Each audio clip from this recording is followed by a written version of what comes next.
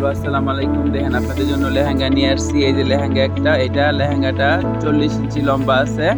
এটা কাটাকাটি দরকার নাই। দেখেন নিচের পাটটা 40 ইঞ্চি লম্বা, এই জন্য কাটাকাটি কোনো দরকার নাই। হ্যাঁ, মেপে নিলাম 40 ইঞ্চি লম্বা। এখন আমি এটা ভাঁজ করতেছি, ভাঁজ করে এটা রেখে দিব। এটা কাটাকাটি দরকার নেই। 40 ইঞ্চি। এখন হলো ওড়না থেকে আমি বডিটা আলাদা করতেছি। ওড়না থেকে বডিটা আলাদা করলাম। এই ওড়নাটা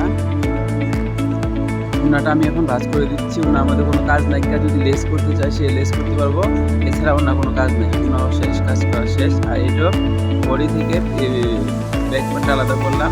আর এখানে হলো ভিতরে ফলসটা দেওয়া আছে, ভিতরে ফলসটাও আমি ভাঁজ করে রেখে দিলাম। এখন শুধু আমি বডিটা কাটবো।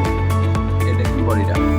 এখন বডিটা আবার দুই পার্ট করা আছে, হাতার কাপড়টা আর হইলো এই হাতার কাপড়টা বডিটা আলাদা করতেছি আমি। এটা সেলাই করা ছিল, সেটা আমি আলাদা করতেছি। হ্যাঁ, আলাদা হয়ে গেছে। এখন দেখেন আমি সেলাইটা খুলে ফেললাম, আলাদা হয়ে গেছে বডিটা। এখন পিছের পার্ট আর সামনের পার্ট, এখন আমি দুইটা পার্ট কাটতেছি। দেখেন এই কেটে ফেললাম। এখন আমি পিছনের পার্টটা বিছাবো। এই যে পিছনের পার্টটা আমি বিছাচ্ছি। এই যে পিছনের পার্টটা বিছাই দিলাম, আর এই হলো সামনের পার্টটা বিছাই দিলাম। সামনের পার্টটা হচ্ছে গলা ছোট, আর পিছনের পার্টটা গলা হচ্ছে বড়। তারপর আমি ছোট গলা দিব না, আমি ছোট করে গলা দিচ্ছি। এই দেখেন, এই যে কাটলাম। এখন আমি বডি 36 ইঞ্চি বডি দিয়ে কাটলাম। আমি দেখছেন এই যে কাটা হয়ে গেল আমার লেহেঙ্গা। যেটা লম্বা টুপা আছে নিচে একটু জয়েন্ট দিলেই লম্বা হয়ে যাবে।